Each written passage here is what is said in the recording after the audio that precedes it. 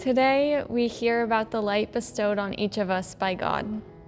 In the Gospel reading, a man blind from birth is able to see through a miracle act of healing by Jesus. Without knowing fully who Jesus was, the man did as Jesus asked.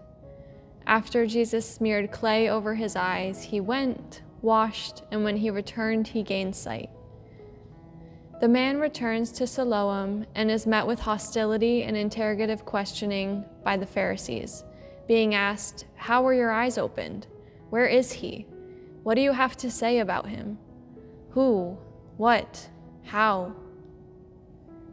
Knowing I can't unsee, how am I present to what is in front of and around me? The exercise of the examen leads us through a series of steps recalling our physical and spiritual sight. As I reflect on what I see in my days, is it with intense questioning or a more childlike curiosity, like the second reading offers us? In our lived experiences, we not only encounter people, but encounter lack of belief, misunderstanding, lack of recognition, and awareness. I see walking in light as walking in company of others who remind me that I am seen, I am believed, I am recognized and understood. Live as children of light, for light produces every kind of goodness and righteousness and truth. I see Jesus' accompaniment as one I'm called to demonstrate. This year I intern at an immigrant center in downtown Boston, which has been almost fully virtual. I've had the privilege of seeing a select few faces over Zoom, but most of my accompaniment has been on the phone and behind screens. In these virtual spaces of encounter, how is God experienced? If not through sight, in what other ways? Beyond physically seeing, where, when, and how are our eyes open spiritually to recognize God?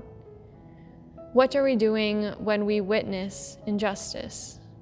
How do we respond, react? Like Samuel, what may cloud our perception and come from a place of bias? Like Pharisees, may sway our judgment. What, like myself, Mary, may be preventing me from slowing down my pace to simply notice, so that I may act more intentionally, more faithfully, and more honestly for a world of hope, of justice, of equity, and of light. In a nuanced sense, holding both what I know and see and accepting humility of where I fail. It is within my physical and spiritual sight that I take responsibility. May today's scripture readings invite us to a deeper questioning, showing ourselves grace, making space to pay attention. As Jesus accompanies the man blind from birth, he shares, "While I am in the world, I am the light of the world." May we allow our lives to stand witness and testify to the goodness of God, of love, and in light in this life.